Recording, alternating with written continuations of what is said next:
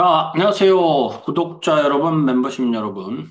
선거가 이틀 남았네요. 좋은 선거들 하시고. 오늘 회계로 컨설팅 오신 것을 환영합니다. 인사 안 할 뻔. 한스 어드바이저의 회계로 컨설팅 오신 것을 환영합니다. 오늘은 비용 관련 내용. 비용은 두 파트, 세 파트니까 이제 앞으로 한 세 파트 남았으니까 총 네 파트 정도 얘기하도록 하겠습니다. 자, 시작하겠습니다. 비용 구분해서 관리하자. 오늘은 그 변동 비용과 고정 비용, 참고로 지금 얘기하고 있는 비용은 판매비와 관리비 쪽에서의 비용입니다. 원가 쪽에 갔을 때 뭐 재료비, 뭐 노무비 이런 직접적인 것 이런 게 보통 이제 변동 비용인데 이런 것은 뒤에 관리회계에 가서 원가 쪽에서 얘기하고 지금 파트에서 얘기하는 것들은 판매비와 관리비 쪽의 것이다. 이렇게 알아두시면 되겠습니다. 자, 본격적으로 시작할게요. 자, 우선 변동비용. 아낄 수 있는 비용, 변동비용.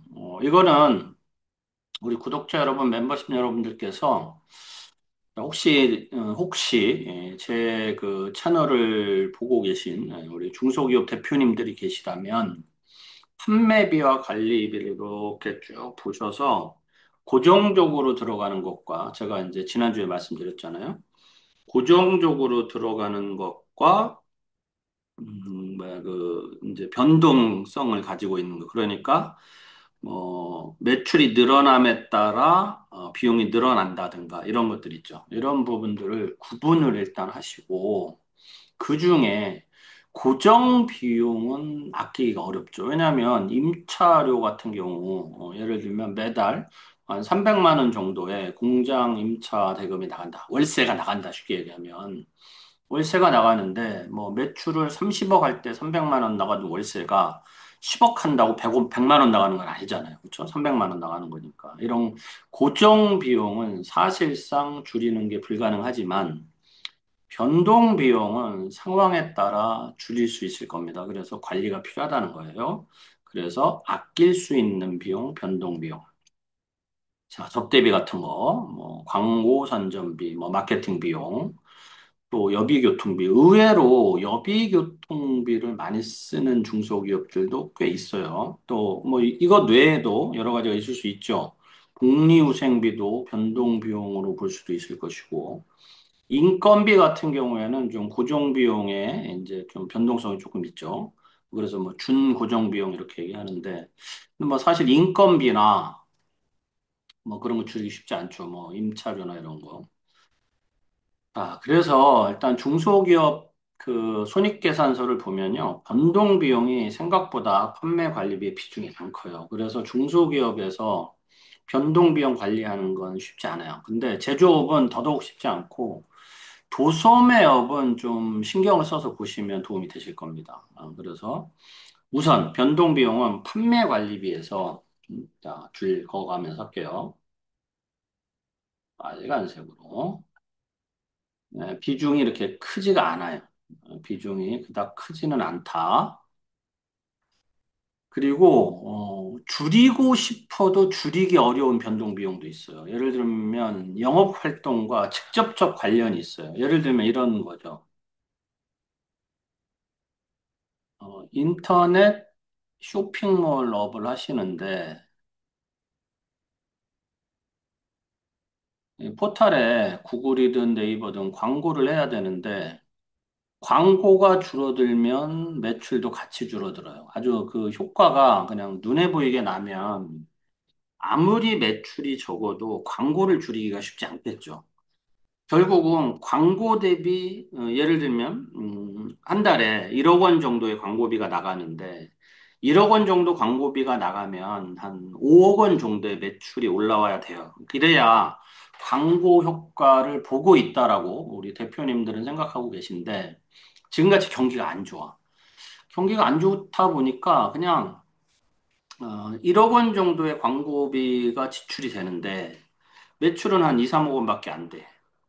그래서 이 줄어든 매출만큼 광고비를 뭐 5천만 원, 6천만 원 줄였더니 매출이 뚝 떨어져 버려. 그러면 어떡하겠어요? 광고비는 줄일 수 없죠. 이런 경우가 있을 수 있어요. 일부 변동 비용은 영업활동과 직접적 관련이 있어서, 직접적인 연관 관련이 있어서 줄이기 쉽지 않다. 참 어렵습니다. 그 다음에 뭐 무조건 뭐 우리가 흔히 얘기해서 구조조정 하든 뭐 비용을 무조건 비용 아껴야지 하다 보면 매출과 서비스에 나쁜 영향을 줄 수 있고 이게 또 어떤 나쁜 영향을 줄 수 있냐면 그 뭐랄까 기업의 그 임직원들의 로얄티에 영향을 미칠 수 있어요. 임직원들의 어떤 그 뭐랄까 공감대, 로얄티 같은 데 영향을 미쳐서 전체적인 기업의 문화라든가 이런 것들이 부실화되는 현상이 나타날 수도 있습니다. 이게 참 어려운 문제입니다. 비용을 아껴 쓰고 관리하는 게. 그래서 중요한 건 뭐냐면 이게 계획과 통제가 있어야 된다는 거예요. 그래서 변동 비용이, 비용은 사실은 이 소통을 통해서, 임직원들과의 소통을 통해서 그 계획된 비용을 통제하고 아껴나가는 과정을 끊임없이 반복을 해가지고 문화로 정착시켜야만이 조금 더, 뭐랄까, 나은 사업을 할 수 있을 거예요. 저는 이런 그 경우를 많이 보고 있고, 그래서 참 어렵습니다. 그러니까 CEO가 비용 집행하는 것을 중소기업에서, CEO가 비용 집행하는 것을 관리팀, 뭐 관리부에서 어떤 뭐랄까, 뭐라 그래요? 그거를 그 뭐라고 그래야 되나? 갑자기 막 단어가 생각이 안 나네. 치매가 왔나 봐, 치매가. 이렇게 비용 집행에 대해서 토를 내기가 토를, 토를 달기 어렵죠. 이거 이렇게 쓰시면 안 됩니다. 이렇게 효율적으로 쓰십시오. 이렇게 얘기하기가 어렵고, 또 어떨 땐 이럴 수는 있습니다. CEO의 결단이 필요해요. 누구나 보기에 이 비용 집행은 잘못돼 보이는데, CEO가 경영을 위해서 강력하게 주장해서 나중에 어떤 더 좋은 결과를 만들기 위해서 이 비용 집행, 지금은 무리한 비용 집행이지만 해야 된다라고 판단해서 CEO가 뭐 강력하게 혹은 뭐 일반 관리자들이 보기엔 일방적으로 밀어붙였어요. 그 책임은 물론 CEO가 지겠죠. 그래서 뭐 나중에 좋은 결과가 나올 수도 있을 것이고 참 어렵습니다. 여하간 변동 비용 통제를 하기 위해서는 예산 수립을 해야 됩니다. 이게 이제 뒤에 우리 회계로 컨설팅 뒤로 가시면 예산 수립에 대한 얘기도 나옵니다. 예산 수립을 해야 돼요. 근데 이 예산 수립을 할 때 대부분 좀 이렇게 절약해서 예산 수립하는 경향이 있어요. 이게 좀 감으로 하는 건데 예산 수립은 매우 객관적이고 효율적이기 위해서는 가능하면 그 통계와 객관적 근거를 가지고 하는 게 중요합니다. 예를 들면 또 광고로 가볼게요. 2024년도 광고비를 총 10억을 썼는데 매출이 30억이 나와요. 그래서 올해 매출이 60억이라 그냥 단순하게 2025년 광고비를 20억을 쓰겠다. 자, 이렇게 예산 수립을 하는 게 아니고 10억의 광고비를 썼을 경우에 30억의 매출이 나왔다라는 건 사실이지만 뭐가 필요한 거냐면 사실은 40억의 매출이 나와야 보다 효율적이고 어떤 비용 집행 대비 효과가 있었다라는 기준이 있어야 되는 거죠. 기준이 있어야 되는데 그게 없다 보면 이렇게 되는 거예요. 그럼 어떤 일이 일어나냐면 수익에서 비용을 빼면 이익이다라는 개념을 쓰는 거예요. 사실은 에, 수익에서 제가 항상 말씀드리는 거 이익을 빼고 남는 비용을 써야 된다 이거죠. 그래서 내가 예를 들면 60억 매출을 일으키면 10억의 이익이 남아야 되고 50억의 비용을 쓸 수 있다. 그러면 이 50억의 비용을 가지고 가장 효율적으로 집행할 수 있는 예산 수립을 해 나가야 된다. 이 말입니다. 자, 어쨌든 일반적으로는 비용을 좀 절약해서 잡는 경향이 있어. 자, 비용을 집행해 봅시다.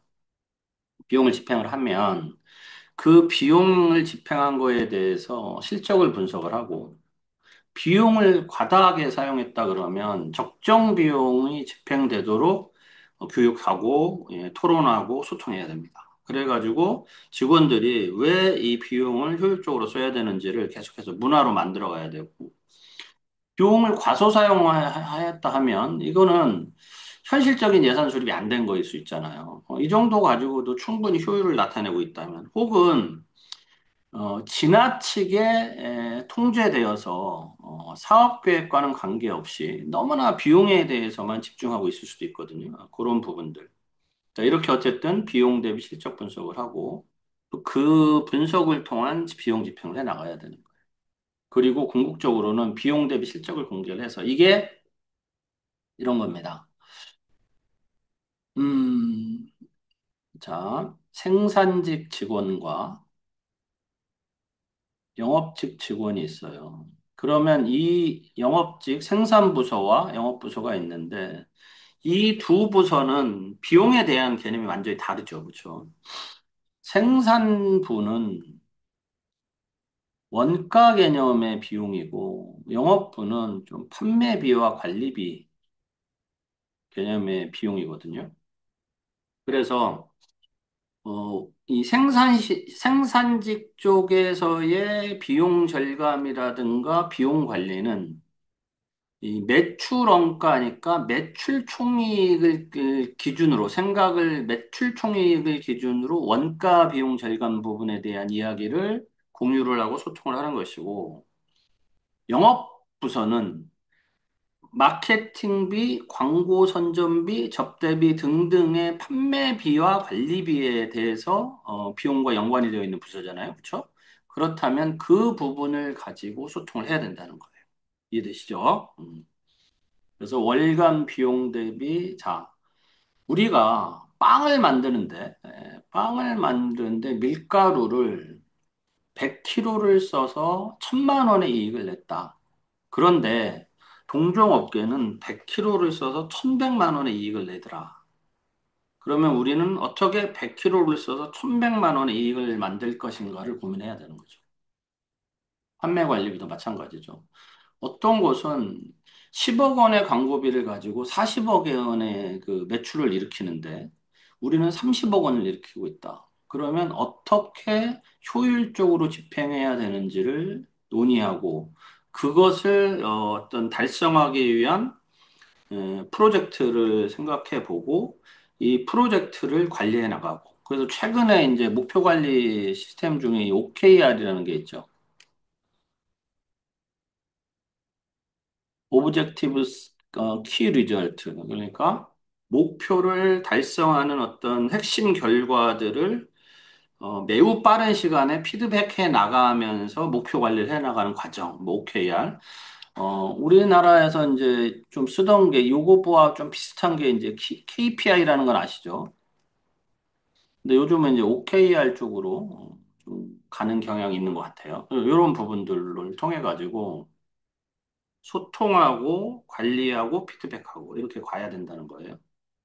그다음에 이제 비용 집행이 그러면 이제 체계화되도록 아까도 말씀드렸지만 문화를 만들어가는 게 중요해요. 문화를.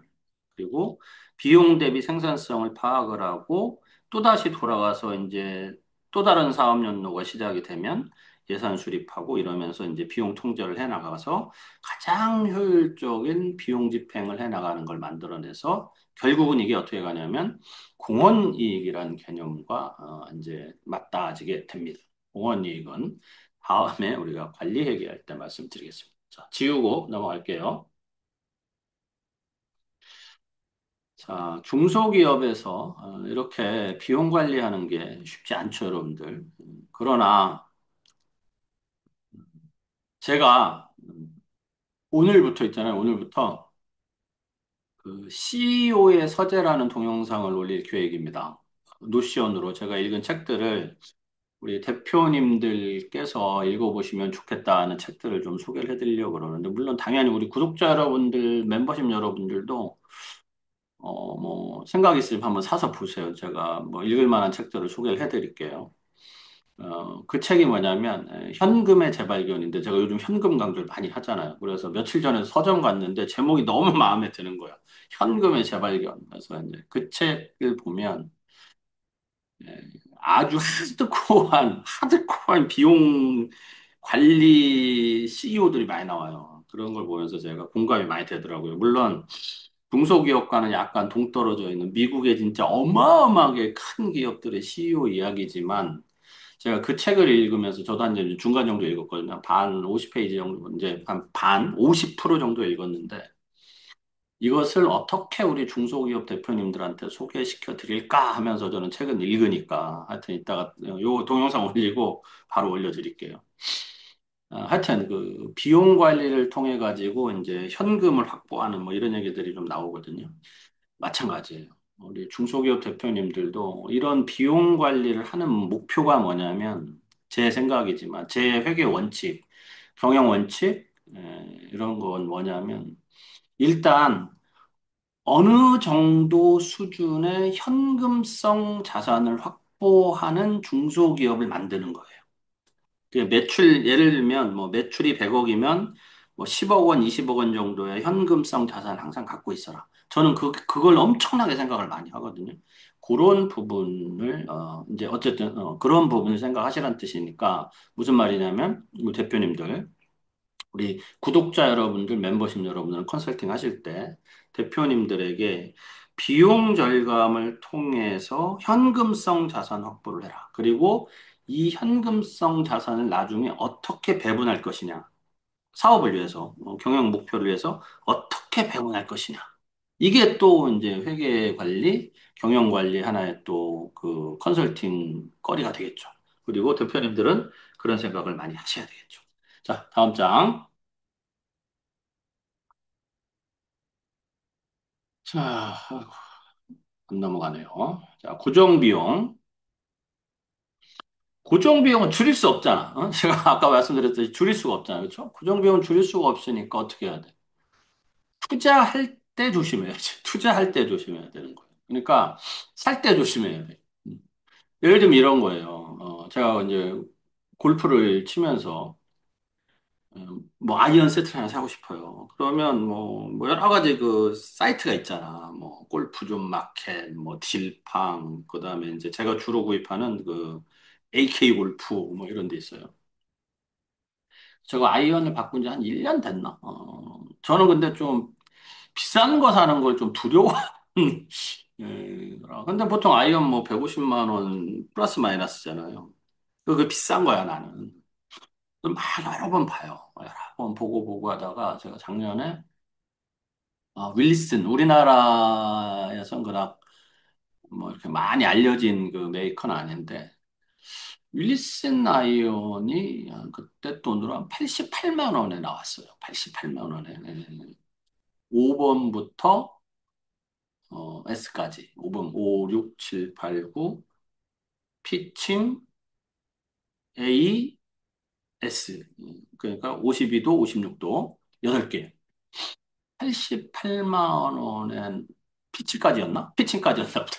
나머지 속엔 따로 샀으니까. 하여튼 88만 원에 나왔어요. 샀어요. 만족도가 엄청 좋아요. 네. 내 입장에서 골프 아이언 세트는 일종의 내가 골프를 치기 위한 고정비용 투자나 마찬가지잖아요. 그렇죠? 근데 내가 그것을 200만 원짜리를 사든 300만 원짜리를 따든, 물론 이건 취향이겠지만, 저는 88만 원짜리 아이언을 가지고 정말 열심히 연습을 해서, 저는 골프 연습을 많이 해요. 열심히 연습을 해서 소정의 성과를 내고 있다는 생각이 들어요. 소정의 성과를 지금 내고 있구나. 최근에 이제 엣지를 바꿔야 되겠다. 또 막 봐, 막 봐. 그뭐 클리브랜드 엣지가 좋더라. 뭐한 15만 원, 20만 원. 근데 윌슨 엣지가 이번에 괜찮은 게 할인을 한 거의 60% 해요. 윌슨 매니아가 된다고. 그래서 적당 가격에 또 하나를 주문을 했어요. 이런 거, 이런 거. 우리가 고정, 이게 좀 억지 예지만, 고정 자산에 투자할 때는 깊이 생각하고, 이걸 가지고 얼마만큼의 생산성을 얻을 수 있느냐. 그 다음에 이제 우리 회계로 컨설팅 강의할 때 제가 현금 회수 기간, 그래서 뭐 회수 기간법, 뭐 현금 그 현금 흐름법 뭐 이런 얘기, 현금 흐름법이 아니고 기억이 안 난다. 하여튼 현금 회수법 뭐 이런 그 기억나실 거예요. 1억 원짜리 기계를 샀는데 3년 만에 현찰이 1억이 들어오느냐, 5년 만에 들어오느냐, 언제부터 이익을 창출할 수 있느냐 이런 얘기 한 것처럼 그것처럼 고정 비용을 투자할 때는 정말 많은 생각을 하고 투자를 해야 돼요. 정말 많은 생각을 하고.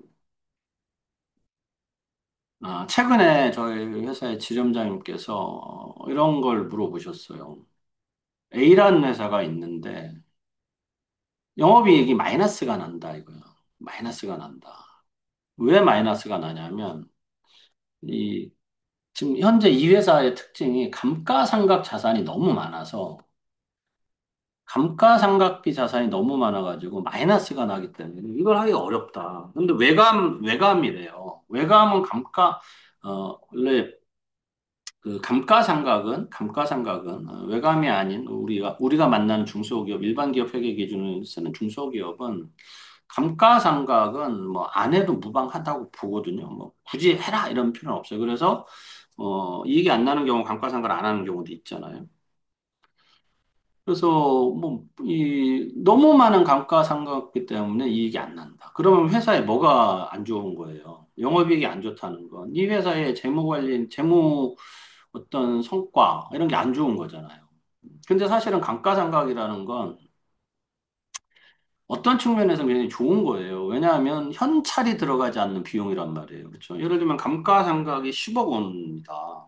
그렇죠? 그러면 10억 원이란 비용을 집행을 했지만 실질적으로 회사에서는 이미 기존에 큰 돈을 투자해 놨기 때문에 당장 지금 현재는 10억 원이라는 비용이 안 들어가고, 그렇죠? 비용이 안 들어가지만 현찰이 안 들어가지만 비용으로 인정을 해주고 세금이 20%라 가정하면 2억 원의 현찰을 창출하는 효과가 있는 것과 다름없단 말이에요. 그러나 어쨌든 영업이익은 안 나와. 감가상각이 많이 들면. 자, 보실게요. 그래서 고정비용은 투자부터 점검한 건물. 좋은 건물을 꼭 가져야 되느냐? 저는 그렇진 않다고 봐요. 건물은 생산성이 굉장히 낮은 자산이거든요. 예를 들면 10억짜리 건물을 샀다. 10억. 건물이 10억이다. 40년 동안 정액법으로 감가를 한다. 그럼 얼마예요? 1년에 얼마씩 할 수 있죠? 나눠볼까요? 40억 나누기 아니다. 10억이죠. 10억 나누기 40년. 1년에 2,500만 원씩 영업이익이 줄어드는 거죠. 그쵸? 1년에 2,500만 원씩 영업이 줄어들어요. 참고로 이 기간을 보통 그 건물의 감가상각 기간이 15년에서 40년 정도 이렇게 하는데 대부분 중소기업 그 관리하는 세무사 사무실은 40년을 많이 하는 것 같아요. 15년 하면은 더 줄어들죠. 그러니까 내가 막 이익을 많이 낼 수 있어서 비용 빨리빨리 털고 싶으면 감가상각 기간을 좀 짧게 하는 것도 한 가지 방법입니다. 그 다음에 좋은 차, 우리 대표님들, 뭐, 요즘은 연두색 붙는, 뭐, 8천만 원짜리 이상 차량은 연두색 그 법인 차량에 색깔 붙이죠? 아마 그럴 거예요. 대표님 차량이, 뭐, 그닥 생산성이, 뭐, 좋은 차를 해서 좋은 바이오 모실 때 가오 잡아야 돼. 뭐, 그러면 그럴 수 있지만. 어쨌든 비용업용 차량상은 어쨌든 생산성이 없죠. 예. 근데 감가상각을 하잖아. 그럼 영업이익 줄어들 거란 말이에요. 그러니까 생산과 연결되지 않는 투자를 할 때는 신중하게 하십시오. 신중하게 하십시오. 자, 우리 중소기업 입장에서 볼게요. 땅을 사, 토지. 토지를 10억에 샀다. 근데 우리 대표님들이 땅을 살 때는 나중에 이게 토지 가치가 상승한다라고 생각하니까 사잖아요. 그래서 일종의 투자 이익을 생각을 하는데 건물은 감가상각 때문에 떨어지거든. 그래서 한 10년, 20년 지나면 건물 가치는 빵원이야, 빵원. 그래서 효율적인 건물을 짓거나 아니면 구매하실 때 토지랑 건물이 되어 있는 걸 구매하실 때는 지나치게 건물 가격이 많이 반영이 되어 있는 부동산 구입을 할 때는 신중하실 필요가 있다는 말씀을 드리는 거예요. 그래서 생산과 연결되지 않는 투자는 좀 신중해야 된다는 거고. 자, 건물 가격은 10억 원이고, 뭐 사실 여기 제가 5년이라고 정액법 했지만, 건물은 아까도 말씀드렸지, 15년에서 40년 정도 감가상각합니다. 그 예를 들어드리기 위해서. 자, 5년간 정액법으로 감가상각할 경우 매년 2억 원 2억 원의 비용이 발생을 해요. 영업이익률이 10%라고 가정하면, 이 10억 원짜리 건물 사는데 20억 원의 매출을 올려야 감당할 수 있는 수준이라는 거예요. 이게 이해되시죠? 그래서 고정 비용은 한 번, 지난주에 얘기했던 거 다시 한번 말씀드릴게요. 영업 비용의, 얼굴 좀 보고, 영업 비용이 너무 이쪽으로 가 있어서. 영업 비용이 하방 경직성. 건물을 사놓고 감가상각을 하고 차량을 사놓고 감가상각을 하고 이런 그 영업비용들 뭐 약간 영업비용과도 거리가 멀지만 이런 것들은 매출이 줄어든다고 동시에 같은 속도로 줄어들지 않는다. 비용은 매출 줄어드는 것보다 천천히 줄어드는 이게 영업비용이 하방경직석이다. 이런 걸 생각해 보셨으면 좋겠다. 자, 그리고 또 중소기업에서 가장 그 대표적인 고정비용이라고 할 수 있는 인건비. 인건비 비용이죠. 근데 변화를 시켜야 됩니다. 고생산성 자산으로. 그래서 뭐 노동 생산성이든 이런 걸 좀 생각하실 필요가 있어요, 대표님들이. 이거 예전에 제가 강의 한번 해드렸는데 기억이 나실지 모르겠어요. 자, 1인당 10억 원 매출을 일으킨다. 뭐 20억 원의 매출을 일으킨다. 그래서 뭐 1억의 이익이 남는다. 2억의 이익이 남는다. 그러면 이 사람한테 이제 월급을 예를 들면 뭐 5천만 원을 준다. 5천만 원을 준다. 자, 어떤 분이 더 생산성 있는 분이냐. 1인당 2억의 이익을 남기는 분이 생산성 있는 분이겠죠. 이런 분들은 어때요? 뭐, 전문적인 어떤 뭐 기술을 갖고 있거나, 어떤 실력이 있거나, 영업사원 같은 경우에는 뭐 많이 판매하거나 이런 거잖아요. 그런 생산성을 올리기 위해서는 뭐가 필요하냐는 거죠. 교육을 하고, 회사의 정책과 문화에 맞춰서 가고 이런 부분들을 갖출 수 있는 인재로 성장시켜야 되는 거죠. 이 성장시킨다는 것에는 비용이 들어갑니다. 우리가 인건 비용 빼고 뭐 교육 훈련비라든가 이런 비용이 들어가죠. 그러나 어쨌든 그 비용 대비 고생산성 자원으로 성장시켜야 된다. 인건비가 들어가면 단순히 그냥 월급 얼마 주는 것으로 끝나는 게 아니다. 이런 생각을 하셨으면 좋겠다. 자, 임차료, 이렇게 설명할까요? A라는 건물이 있고 B라는 건물이 있는데 A가 훨씬 좋아 보여. 이거는 1,000만 원의 월세가 나가고 이거는 500만 원의 월세가 나가는데 뭐 들어가서 생산을 하는 환경에 큰 차이는 없어. 거의 모든 조건은 비슷한데 A는 새 건물이고 B는 좀 한 10년 됐어. 직원들은 A가 좋아. 깨끗하니까. 그러면 대표 입장에서는 A를 선택해야 되냐, B를 선택해야 되느냐 할 때. 나는 직원을 사랑하니까, 직원들이 편하게 일하는 게 좋으니까. 그래서 나는 A를 선택할 때. 그럼 나는 이런 CEO는, 저는 지지하지 않습니다. 요즘 선거철이니까. 저는 지지하지 않아요. 저는 B를 할 거예요. 왜 그러냐면, 남는 500만 원을 가지고 이 직원들이 더 좋은 교육을 하거나 더 생산적인 일을 할 수 있는 다른 투자 방법, 다른 비용 집행 방법을 생각해 볼 거예요. 임차료로 500만 원을 더 쓰는 건 제 입장에서는 굉장히 낭비라고 생각합니다. 결국 500만 원의 또 다른 투자, 재투자, 기회비용을 찾는 것이 훨씬 효과적이지 않겠느냐. 저는 이렇게 생각한다는 거예요. 중소기업 대표님들 입장에서도 그런 부분들을 고민하면서 이런 고정 비용을 투자해야 될 일이 생기실 때 우리 구독자 여러분, 멤버십 여러분들은 컨설팅 하실 때 우리 대표님들에게 기계를 구입하거나 건물을 뭐 구입하거나 혹은 임대를 하거나 이럴 경우에 고정 비용에 대한 투자 신중성에 대해서 좀 이야기를 해주시면 어떨까 하는 생각이 듭니다. 자, 오늘 강의는 여기까지고요. 지우고 인사드리고 마무리할게요.